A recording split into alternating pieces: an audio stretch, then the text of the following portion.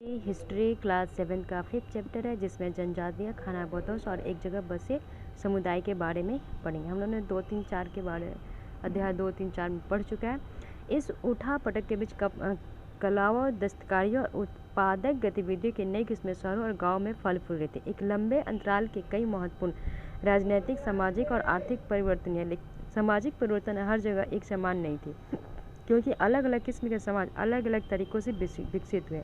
ऐसा क्यों, कैसे और क्यों हुआ, यह समझना महत्वपूर्ण है। इस उपमहाद्वीप के बड़े हिस्से में समाज वर्ण के नियमानुसार पहले से ही विभाजित था। ब्राह्मणों द्वारा सुझाए गए ये नियम बड़े बड़े राज्यों के राजाओं द्वारा स्वीकार किए गए थे। इससे ऊंचा और नीच तथा अमीर और गरीब के बीच का फासला उठा। दिल्ली के सुल्तानों और मुगलों के काल में श्रेणीबद्ध समाज ज़्यादा जटिल हो गया। बड़े शहरों से परे जनजातीय समाज अलबत्ता दूसरे तरह के समाज की तरह उस समय मौजूद थे। महाद्वीप के कई समाज ब्राह्मणों द्वारा सुलझाए गए सामाजिक नियमों और कर्मकांडों को नहीं मानते थे और न ही वे कई असमान वर्गों में विभाजित थे। अक्सर ऐसे समाजों को जनजातीय कहा जाता था। प्रत्येक जनजाति के सदस्य नातेदारी के संबंधन से जुड़े होते थे। कई जनजातियाँ खेतों से अपना जीविकोपार्जन करती थी और कुछ दूसरी जनजाति के लोग शिकार, संग्राहक या पशुपालक थे। प्रायः वे अपने निवास स्थान के प्राकृतिक संसाधनों का पूरा इस्तेमाल करते थे। इन गतिविधियों का मिला जुला रूप अपनाते थे। कुछ जनजाति खानाबदोश थे और वे एक जगह से दूसरी जगह घूमती रहती थी। जनजातीय समूह संयुक्त रूप से भूमि और चरागाहों पर नियंत्रण रखते थे और अपने खुद के बनाए नियमों के आधार पर परिवारों के बीच इनका बंटवारा करते थे। इस उपमहाद्वीप के विभिन्न हिस्सों में कई बड़ी जनजातियाँ फली फूली। सामान्यतः यह जंगलों, पहाड़ों, रेगिस्तानों और दूसरी दुर्गम जगहों पर निवास करती थी। कभी कभी जाति विभाजन पर आधारित अधिक शक्तिशाली समाजों के साथ उनका टकराव होता था। कई मायनों में इन जनजातियों ने अपनी आज़ादी को बरकरार रखा और अपनी अलहदा संस्कृति को बचाया, लेकिन जाति आधारित और जनजातीय समाज दोनों अपने विविध किस्म की ज़रूरतों के लिए एक दूसरे पर निर्भर भी रहे। टकराव और निर्भरता के इस संबंध ने दोनों तरह के समाजों को धीरे धीरे बदलने का काम किया। जनजातीय लोग कौन थे? समकालीन इतिहासकारों और मुसाफिरों ने जनजाति के बारे में बहुत कम जानकारी दी। कुछ अपवादों को छोड़ दे तो जनजातीय लोग भी लिखित दस्तावेज नहीं रखते थे, लेकिन समृद्ध रीति रिवाजों और वाचिक मौखिक परंपराओं का वे संरक्षण करते थे। ये परंपराएं हर नई पीढ़ी की विरासत में मिलती थी। आज के इतिहासकार जनजातियों का इतिहास लिखने के लिए इन वाचिक परंपराओं का इस्तेमाल करने लगे। जनजातीय लोग भारत के लगभग हर क्षेत्र में पाए जाते थे। किसी भी एक जनजाति का इलाका और प्रभाव समय के साथ साथ बदलता रहता था। कुछ शक्तिशाली जनजातियों का बड़े इलाकों पर नियंत्रण था। पंजाब में खोखर जनजाति 13वीं और 14वीं सदी के दौरान बहुत प्रभावशाली थी। यहाँ बाद में गख्खर लोग ज़्यादा महत्वपूर्ण हो गए। उनके मुखिया कमाल खां गख्खर को बादशाह अकबर ने मनसबदार बनाया। मुल्तान और सिंध ने मुगलों द्वारा अधीन कर लिए जाने से पहले लंगा और घुन लोग का प्रभुत्व अत्यंत विस्तृत क्षेत्र पर था। उत्तर पश्चिम में एक और विशाल जो था एक शक्तिशाली जनजाति थी, बलोच। ये लोग अलग अलग मुखियों वाले कई छोटे छोटे कुलों में बटे थे। पश्चिमी हिमालय में गड्डी गडरियों की जनजातियाँ रहती। उपमहाद्वीप के सुदूर उत्तर पूर्वी भाग पर भी नागा, अहोम और कई दूसरी जनजातियों का पूरी तरह प्रभुत्व था। मौजूदा बिहार और झारखंड के कई इलाकों में 12वीं सदी तक चेर सरदार शाहियों का उदय हो चुका था। बादशाह अकबर के प्रसिद्ध सेनापति राजा मान सिंह ने 1591 में चेर लोगों पर हमला किया, उन्हें परास्त कर उन्हें लूट कर अच्छा खासा माल इकट्ठा किया, लेकिन वे पूरी तरह अधीन नहीं बनाया। औरंगजेब के समय मुगल सेनाओं ने चेर लोगों के कई किलों पर कब्जा किया और जनजाति ने अपना अधीनस्थ बना लिया। इस क्षेत्र में रहने वाले महत्वपूर्ण जनजातियों जो थे वो मुंडा और संथाल होते थे। ये उड़ीसा और बंगाल में भी रहते थे। इसमें आते हैं कुछ यहाँ पे चित्र में बताया गया कहाँ पे कौन से जनजाति रहते थे, उसके बारे में देखिए। गख्खर, खोगर, जंजूहा, लंगार, बलूची, अरगुन, समास, भील, कोली, जाटवास, भील, कोली, काटकारिस, बेराद, कोरागा, गोंड, बेंगास, गोंडवाना लैंड में खोंड, कोयास, चेर, ओरोन, मुंडा, संथाल, कोच, खासी, काचरिस, अहोम और नागा, बगदास, बेतर, मारवाड़। उसका से कुल किसको बोलता है? परिवार तथा घरों में परिवार तथा घरों में एक ऐसे समूह को कुल कहते थे जो एक ही पूर्वज की संतान होने का दावा करते थे। जनजातीय संगठन प्रायः नातेदारी या कुल संबंधी निष्ठा पर जो है वह आधारित होती थी। अब आते हैं कर्नाटक और महाराष्ट्र की पहाड़ियाँ कोली, बेराद और कई दूसरी जनजातियों के निवास स्थान थे। ये कोली लोग गुजरात के कई इलाकों में भी रहते थे। कुछ और दक्षिण में कोराग, बेतर, मारवाड़ और दूसरी जनजातियों की विशाल आबादी थी। भीलों की बड़ी जनजाति पश्चिमी और मध्य भारत में फैली हुई थी। 16वीं सदी का अंत आते आते उनमें से कई एक जगह बसे हुए खेतियों और यहाँ तक के जमींदार बन चुके थे। तब भी भीलों के कई कुल शिकारी संग्राहक बने रहते थे। मौजूदा छत्तीसगढ़, मध्य प्रदेश, महाराष्ट्र और आंध्र प्रदेश में गोंड लैंग बड़ी तादाद में फैले हुए थे। खानाबदोश और घुमंतू लोग कैसे रहते थे? खानाबदोश चरवाहे अपने जानवरों के साथ दूर दूर तक घूमते थे। उनका जीवन दूध और अन्य पशुचारी उत्पादों पर निर्भर था। वे खेतिहर गृहस्थों से अनाज, कपड़े, बर्तन और ऐसी ही चीज़ों के लिए ऊन, घी इत्यादि का विनिमय भी करते थे। कुछ खानाबदोश अपने जानवरों पर सामान की ढुलाई का काम करते थे। एक जगह से दूसरी जगह आते जाते वे सामानों की खरीद फरोख्त भी करते थे। बंजारा लोग सबसे महत्वपूर्ण व्यापारी खानाबदोश है। उनका कारवा जो है वह टंडा कहलाता था। जो बंजारे लोग जो थे वो खानाबदोश थे, उनका कारवा जो था टंडा कहलाता। सुल्तान अलाउद्दीन खिलजी बंजारों का ही इस्तेमाल नगर के बाजारों तक अनाज की ढुलाई के लिए करते थे। बादशाह जहांगीर ने अपने संस्करणों में लिखा कि बंजारे विभिन्न इलाकों से अपने बैलों पर अनाज ले जाकर शहरों में बेचते थे। सैन्य अभियानों के दौरान वे मुगल सेना के लिए खाद्यान्नों की ढुलाई का काम करते थे। किसी भी विशाल सेना के लिए 1 लाख बैल अनाज जो है वो ढोते थे। अब आते हैं कुछ खानाबदोश और भ्रमणशील समूह। खानाबदोश घुमंतू लोग होते थे। उनमें से कई पशुचारी होते थे जो अपने रेवड़ और पशु वृंद के साथ एक चरागाह से दूसरे चरागाह घूमते रहते थे। इसी तरह दस्तकार, फेरी वाले और नृतक, गायक एवं अन्य तमाशबीन भ्रमणशील समूह अपना काम धंधा करते रहते, एक जगह से दूसरी जगह की यात्रा करते थे। खानाबदोश और भ्रमणशील समूह दोनों ही अक्ल जो है अक्सर उस जगह पर लौट आते थे जहां उन्हें पिछले साल दौरा किया जाता। उसके बाद बंजारे जो के बारे में देखते हैं। 17वीं शताब्दी के आरंभ में भारत आने वाले एक अंग्रेज व्यापारी पीटर मुंडी ने वर्णन किया है। सुबह हमारी मुलाकात बंजारों के एक टोले से हुई जिसमें 14,000 बैल थे। सारे पशु गेहूं, चावल जैसे अनाजों से लदे हुए थे।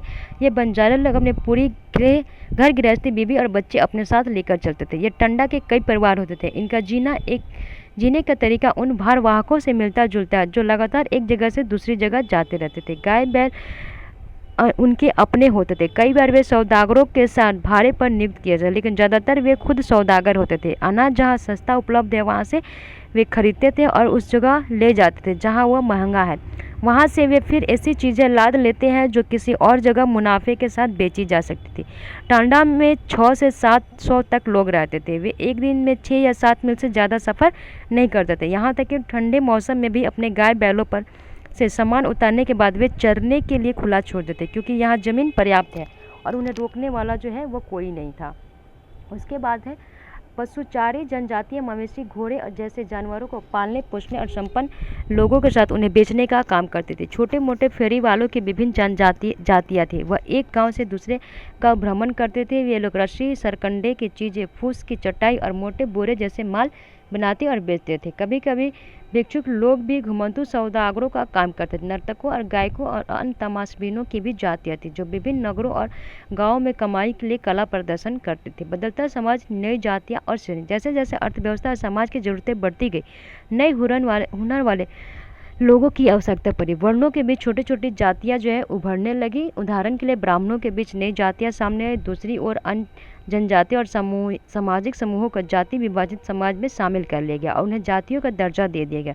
विशेषज्ञता प्राप्त शिल्पियों, सुनार, लोहार, बढ़ई और राजमिस्त्री को भी ब्राह्मणों द्वारा जातीय रूप में मान्यता दे दी गई। वर्ण की बजाय जाति समाज के संगठन पर आधार बनी। जाति पर विचार विमर्श। वर्तमान तमिलनाडु के तिरुचिरापल्ली तालुक के स्थित उय्याकोंडल उदयार के 12वीं शताब्दी के अभिलेख में ब्राह्मणों की एक सभा के विचार विमर्श का वर्णन मिलता है। ये रथकारों, शाब्दिक अर्थ रथ बनाने वाले लोग की सामाजिक स्थिति पर विचार विमर्श कर रहे थे। उन्होंने इस जाति के कामकाज तय किया जिनमें वास्तुकला, रथों और गाड़ियों का निर्माण, मंदिर द्वार बनाना, मूर्तियां स्थापित करना, बलि के लिए लकड़ियों से बने साज सामान तैयार करना, मंडप बनाना और राजा के लिए जेवर बनाना शामिल थे। 11वीं व 12वीं सदी तक आते आते क्षेत्रियों के बीच नए राजपूत गोत्रों की ताकत में काफ़ी इजाफा हुआ है। हुन, चंदेल, चालुक्य और कुछ दूसरे वंश परंपराओं से आते थे। इनमें से कुछ पहले जनजातियों में आते थे और बाद में कई कुल राजपूत मान लिए गए। धीरे धीरे उन्होंने पुराने शासकों की जगह ले ली, विशेषतः कृषि वाले क्षेत्र में, जहाँ यहाँ कई तरह के परिवर्तन हो रहे थे। शासकों ने शक्तिशाली राज्यों के निर्माण में अपनी संपदा का इस्तेमाल किया। शासकों के रूप में राजपूत गोत्रों के उदय के उदाहरण का जनजातीय लोगों ने अनुसरण किया। धीरे धीरे ब्राह्मणों के समर्थन में कई जनजातियां जाति व्यवस्था का हिस्सा बन गए, लेकिन केवल प्रमुख जनजातीय परिवार इस शासक वर्ग में शामिल हो गए। उनकी बहुसंख्यक आबादी समाज की छोटी जातियों में ही जगह बना पाई। दूसरी तरफ पंजाब, सिंध और उत्तर पश्चिम सरहद की प्रभुत्वशाली जनजातियों ने काफ़ी पहले इस्लाम को अपना लिया था। वे जाति व्यवस्था को नकारते रहे। सनातनी हिंदू धर्म के द्वारा प्रस्तावित गैर बराबरी वाली सामाजिक व्यवस्था इन इलाकों में बड़े पैमाने पर स्वीकार नहीं की गई। राज्यों की उत्पत्ति उसके बाद जनजातीय लोगों के बीच हुए सामाजिक बदलाव से गहराई से संबंधित है। इससे हमारे इतिहास के महत्वपूर्ण हिस्से के दो उदाहरण नीचे उल्लिखित है। नज़दीक से एक है गोंड। उससे पहले देख लेते हैं हम लोग कि स्थानीय कृषि किसी वन प्रांत के पेड़ों और झाड़ियों से पहले काटा और जलाया जाता था। उसके राख में ही फसल बो दी जाती है। जमीन की उर्वरता खो देता। जब जमीन का दूसरा साफ किया जाता तो इस तरह से उगाई जाती थी। उसके बाद एक गोंड के बारे में देखते हैं। गोंड लोग गोंडवाना नामक विशाल वन प्रदेश में रहते थे। वे स्थानीय कृषि अर्थात जगह बदल कर खेती करते। विशाल गोंड जनजाति कई छोटे छोटे कुलों में बटी थी। प्रत्येक कुल का अपना एक राजा या राय होता था। जिस समय दिल्ली के सुल्तानों ने ताकत घट रही थी, उसी समय कुछ गोंड बड़े राज्यों तथा छोटे सरदारों पर हावी होने लगे। अकबर के शासनकाल में एक इतिहासकार अकबरनामा में उल्लिखित है कि गढ़ कटंगा के गोंड राज्य ने 70,000 गाँव थे। इन राज्यों की प्रशासनिक व्यवस्था केंद्रीकृत थे। राज्य गढ़ों में विभाजित थे। हर गढ़ किसी खास गोंड कुल में के नियंत्रण में था। ये पुनः 84 गांवों की इकाइयों में विभाजित होते हैं, जिन्हें 84 कहा जाता है। 84 का उपविभाजन बरहोत्तों में होता था, जो 12 गाँव को मिलाकर बनते थे। बड़े राज्यों के उदय ने गोंड समाज के चरित्र को बदल दिया। उनका मूलतः बराबरी वाला समाज धीरे धीरे असमान सामाजिक वर्गों में विभाजित हो गया। ब्राह्मण लोगों ने गोंड राजाओं से अनुदान में भूमि प्राप्त की और अधिक प्रभावशाली बन गए। गोंड सरदारों को अब राजपूतों के रूप में मान्यता प्राप्त करने की चाह थी। इसलिए गढ़ कटंगा के गोंड राजा अमन दास ने संग्राम शाह की उपाधि धारण की। उसके पुत्र दलपत ने महोबा के चंदेल राजपूत राजा सालवाहन की पुत्री राजकुमारी दुर्गावती से ब्याह किया था। उसके बाद बहरई, चौरागा, गोरचा, कोलंगा, मांडल और बंडो, जो एक पिक्चर में दिया गया है। उसके बाद से देखते हैं दलपत की मृत्यु कम उम्र में हो गई। रानी दुर्गावती बहुत ही योग्य थी। उसने अपने 5 साल के पुत्र वीर नारायण के नाम पर शासन की कमान संभाली। उसके समय में राज्य का और अधिक विस्तार। 1565 में आसिफ खान के नेतृत्व में मुगल सेनाओं ने गढ़ कटंगा पर हमला किया और रानी दुर्गावती ने इसका जमकर सामना किया। उसकी हार हुई और उसने आपको समर्पित किया था। समर्पण करने के बजाय मर जाना बेहतर समझा। उसका पुत्र भी तुरंत बाद लड़ता हुआ मारा गया है।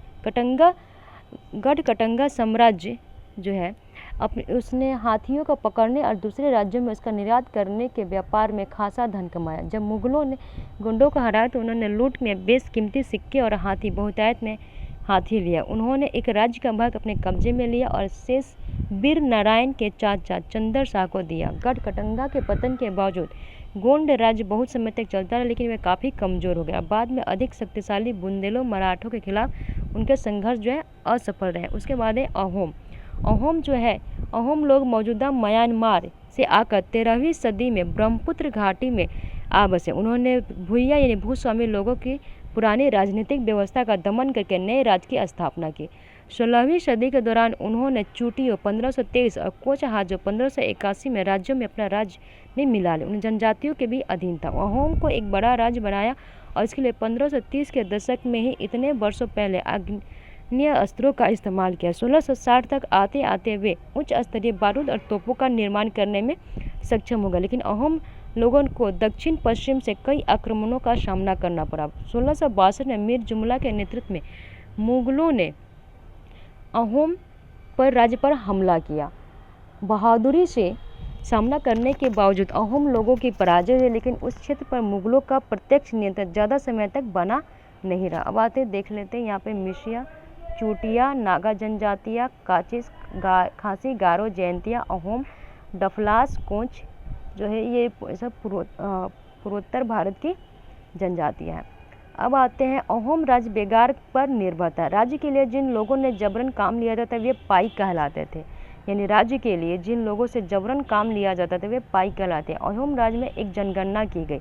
प्रत्येक गांव ने अपनी बारी का आने पर निश्चित संख्या में पाइक भेजने होते थे, जिसके लिए जनगणना के बाद सघन आबादी वाले इलाकों से कम आबादी वाले इलाकों में लोगों को स्थानांतरित किया जाता है। इस प्रकार अहोम जो है कुल टूट गए। 17वीं शताब्दी का पूर्वार्ध पूरा होते होते प्रशासन खासा केंद्रीकृत हो चुका था। लगभग सभी वयस्क पुरुष युद्ध के दौरान सेना में अपनी सेवाएं प्रदान करते थे। दूसरे समय में वे बांध, सिंचाई व्यवस्था इत्यादि के निर्माण या अन्य सार्वजनिक कार्यों में जुटे रहते थे। अहोम लोग चावल की खेती के एक नए तरीके भी अमल लगाए। अहोम समाज कुलों में विभाजित था, जिन्हें खेल कहा जाता था।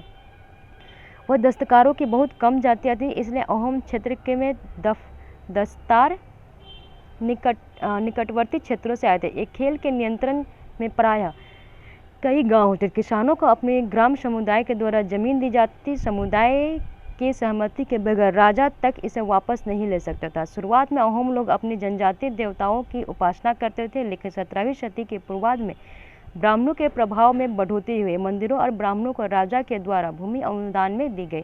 श्री विष्णु 1714 से 44 के काल में हिंदू धर्म वहाँ का प्रधान धर्म बन गया, लेकिन अहोम राजाओं ने हिंदू धर्म को अपनाने के बाद अपनी पारंपरिक आस्थाओं को पूरी तरह से नहीं छोड़ा। अहोम समाज एक अत्यंत परिष्कृत समाज था। कवियों और विद्वानों के अनुदान में दी जाती थी। नाट्यकर्म को प्रोत्साहित किया जाता था। संस्कृत की महत्वपूर्ण कृतियों का स्थानीय भाषा में अनुवाद किया गया। बुर्जी नामक ऐतिहासिक कृतियों का पहले अहोम भाषा में और फिर असमिया में जो है लिखा गया था।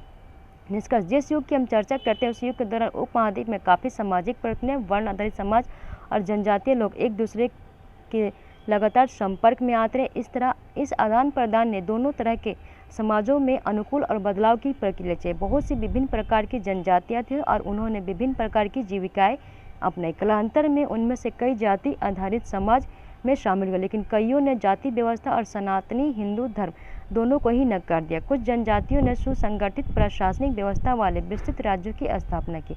इस तरह वे राजनीतिक रूप से ताकतवर हो गए।